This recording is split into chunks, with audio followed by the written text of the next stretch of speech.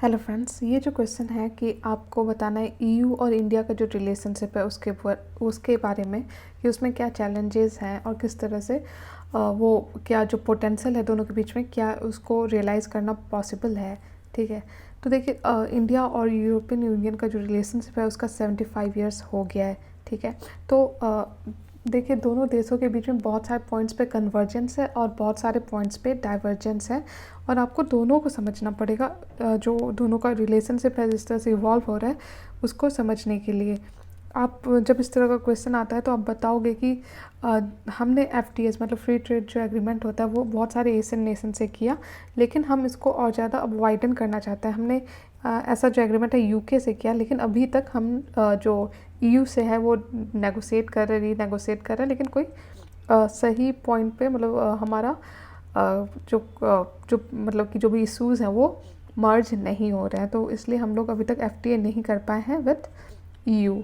अगर हम दोनों का रिलेशनशिप देखें तो वो 1960s तक जाता है और यूरोपियन यूनियन के लिए को भी पता है कि इंडिया एक बहुत बड़ा मार्केट है उसके लिए, और साथ में इंडियन वर्कफोर्स बहुत सारे ईयू में एम्प्लॉयड हैं, तो दोनों तरफ से बहुत सारे फैक्टर्स हैं जो दोनों के बीच में इंडिया ईयू बायलैटरल रिलेशन आप देखोगे तो ट्रेड और इन्वेस्टमेंट में 12.9% है इंडिया का ओवरऑल ट्रेड, और ये बढ़ रहा है विद टाइम। ठीक है, हम एनर्जी कोऑपरेशन भी कर रहे हैं जैसे कि EU India clean energy and climate partnership bilaterally भी हम बहुत सारे एग्रीमेंट्स कर रहे हैं, जैसे फ्रांस के साथ अलग हमारा चल रहा है, जैसे सोलर एनर्जी पे हम फ्रांस के साथ काम कर रहे हैं, डिफेंस एग्रीमेंट्स हो रहे हैं हमारे फ्रांस के साथ, उसी तरह जर्मनी के साथ भी हमारा अलग टाई है। और साथ में जो ईयू एंड इंडिया जो है वो क्लोज पार्टनर रहे हैं इन G20। ठीक है, उसके बाद R&D अगर आप देखो तो इंडिया ने रिसेंटली पार्टिसिपेट किया इन इंटरनेशनल ITER फ्यूज़न, दोनों में एक जो आपका रिसर्च पूरा एनवायरनमेंट है और दोनों एक दूसरे को कॉम्प्लीमेंट करते हैं। उसके बाद एंड वाटर का भी अगर आप बात करो तो दोनों ने जैसे इंडियन क्लीन गंगा इनिशिएटिव में ईयू एंड इंडिया जो है वो कोऑपरेट उन्होंने किया, उसी तरह माइग्रेशन एंड मोबिलिटी पे किया, डेवलपमेंट कोऑपरेशन पे। ये कुछ ऐसे पॉइंट्स हैं जहाँ पे दोनों के कन्वर्जेंस हो रहे हैं। ठीक है, और रिसेंटली क्या हुआ है कि जो दोनों के रिलेशनशिप है और ज़्यादा उसमें ग्रोथ आया है, उसमें मोमेंटम आया है, क्योंकि बहुत बड़ा उसका फैक्टर रहा है चाइना, क्योंकि ईयू जो है वो अब चाइना से मूव अवे या पाइवट अवे फ्रॉम चाइना करना चाहता है, और उसके लिए इंडिया उसके लिए इम्पॉर्टेंट हो जाता है उस एंगल से। दूसरा है कि रिसेंटली जब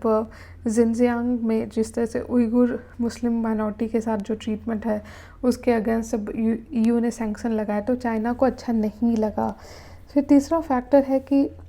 ईयू जो है इंडिया का सेकेंड लार्जेस्ट ट्रेडिंग पार्टनर है, सेकेंड लार्जेस्ट एक्सपोर्ट डेस्टिनेशन है, तो ये सब सारे जो एविडेंस हैं वो बताते हैं कि दोनों के जो रिलेशनशिप है वो कितना टैंगल्ड है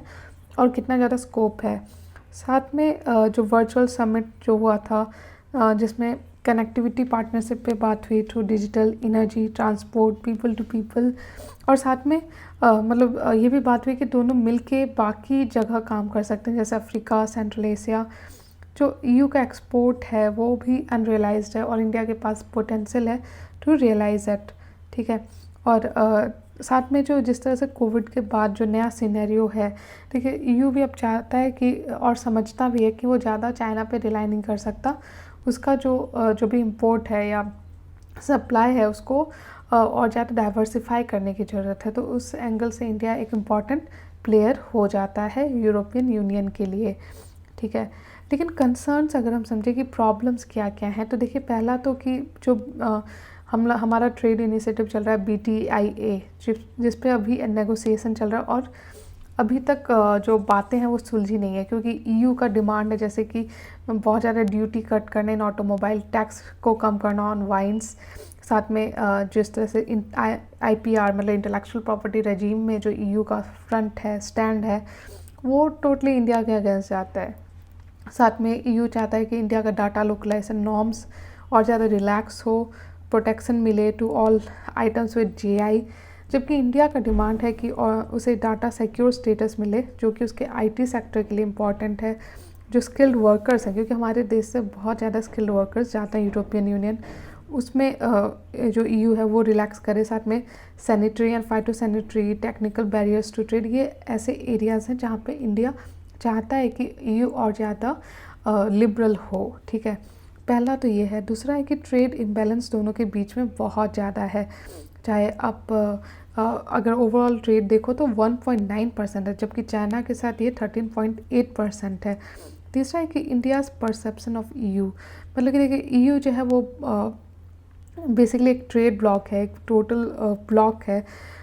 जो कि मल्टीलैटरल लेवल पे अगर आप कह सकते हो कि इंडिया डील कर सकता है, लेकिन इंडिया प्रेफर करता है बायलैटरली, मतलब कि जो इंडिविजुअल देश हैं इस यूरोपियन यूनियन से, उनसे बात करना, जर्मनी से अलग बात करना, फ्रांस से अलग बात करना। तो इस तरह से इंडिया का परसेप्शन रहा है ईयू का। उसके बाद ब्रेक्सिट के बाद जो चीज़ें चेंज हुई, जैसे यूके अलग हो गया ब्रेक्सिट के बाद, तो हम यूके से डील कर रहे हैं, यूके के साथ हमारा एफटीए है। उसी तरह ह्यूमन राइट कंसर्न, मतलब कि देखिए यू कई बार माइनॉरिटी राइट्स या जो जम्मू कश्मीर में लोग हैं उनके राइट्स के बारे में मतलब कि फालतू में क्रिटिसाइज़ करता है, ठीक है। तो जो हमेशा इंडिया को अच्छा नहीं लगता, इंडिया हमेशा बहुत ज़्यादा ट्रांसपेरेंट रहा है ऑफ इट्स वर्किंग और बहुत ज़्यादा रिस्पेक्टफुल रहा है ऑफ ह्यूमन राइट्स। तो इस कारण जो ये इस बात पे भी आपका डाइवर्जेंस दिखेगा दोनों के बीच में।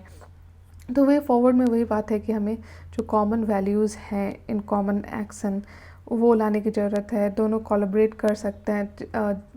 ताकि इंडिया फैसिलिटेट कर सके और ज़्यादा कनेक्टिविटी और इंफ्रास्ट्रक्चर प्रोजेक्ट्स। तो इस तरह से हमने पूरा ये जो क्वेश्चन है यूरोपियन यूनियन पे ये कर लिया। आई होप आपको क्वेश्चन और इसका आंसर समझ में आ रहा हो। अगर वीडियो अच्छा लग रहा है तो प्लीज़ लाइक कीजिए और मेरे चैनल को सब्सक्राइब कीजिए। Thank you.